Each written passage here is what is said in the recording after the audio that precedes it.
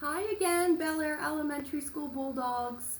I'm back again to read another Jan Brett favorite, The Tale of the Tiger Slippers.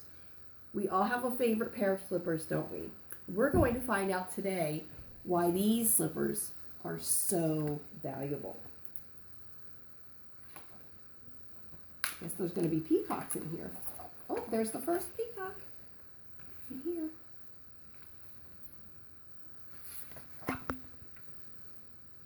I live in a big house my father built, and I love to bound around the garden.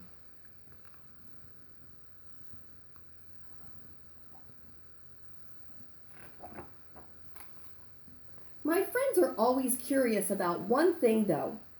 Why is there a pair of raggedy slippers in that fancy fountain, they ask.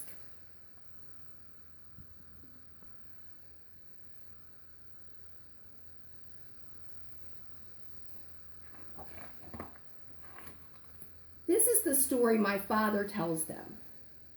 When I was a cub, I lived with my mother under the roots of a banyan tree. We were very poor, and I helped as best I could.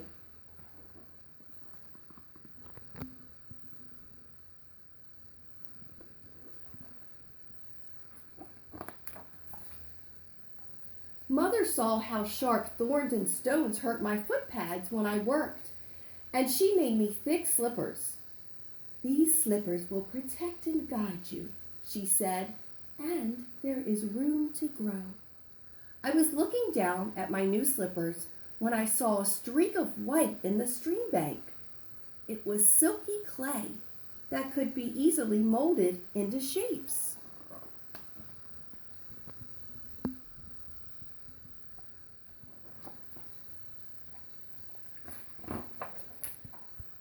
I made bricks from the clay and built my mother a pretty house. When others saw it, they asked, "Could you build me a pretty house from your bricks?" So I did. Years went by, and the slippers seemed to guide my every step. I dug clay, made bricks, and built houses, towers, and bridges all over the land. Soon I had everything I could want, and I built a grand house for my future bride.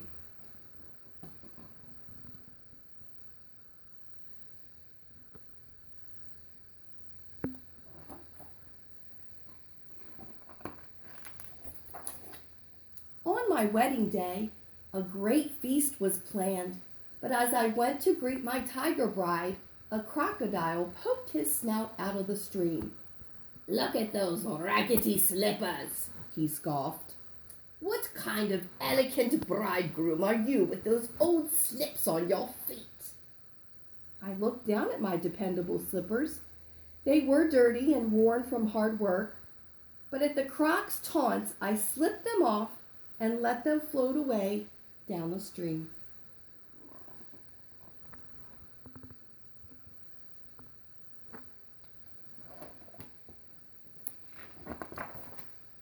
Faster and faster my slippers sailed in the current until they reached the village dam and it stopped up. The waters rose, flooding the banks until an elephant solved the problem. He unplugged the castaway slippers and brought them back to me.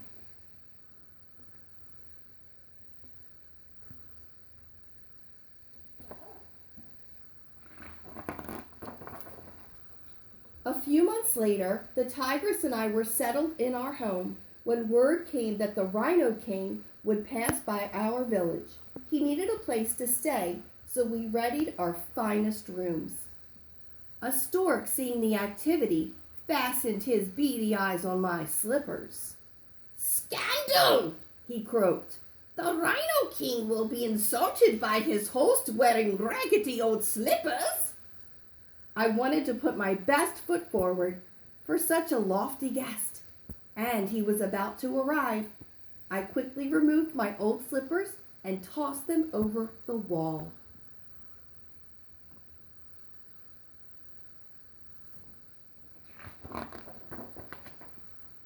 When the last goat in a great herd of goats felt the thump thump of my slippers falling from the sky, she bolted. Then all of the goats scattered, barging into houses, toppling watermelon carts, and sinking dinghies in their panic. The furious goat herd brought back the slippers and demanded payment for damaged property.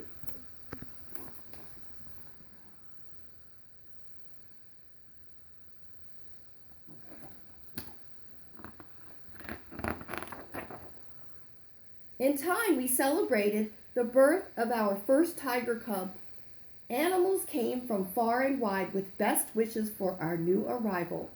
The mongoose wished him playfulness, the peacock wished for beauty, the rhino for strength, and the elephant for wisdom. The monkey, though, added, "I wish the baby cub's father would never wear junky old slippers." There's our hedgehogs in the store.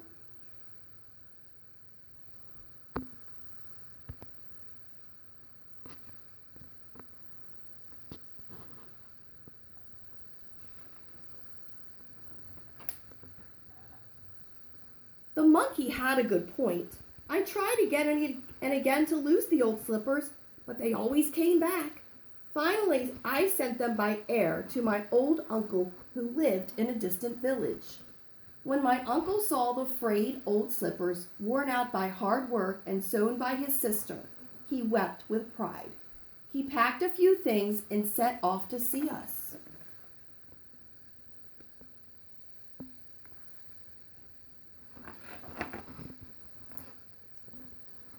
Uncle Ali arrived carrying a gift, and inside were the slippers.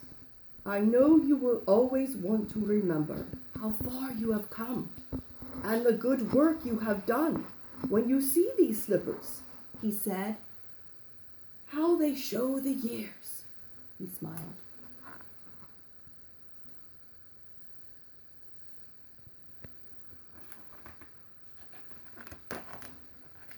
The next morning, I was in the garden with my son.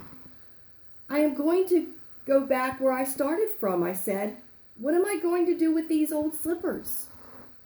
My cub had the answer.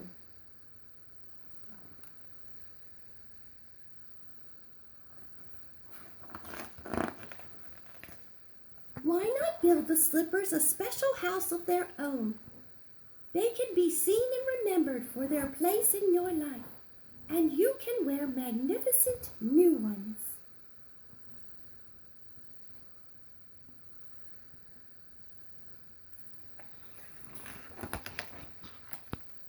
So I did. From that day forward, I looked to the future, dreaming of new adventures, and once in a while, I smile fondly at the raggedy old slippers.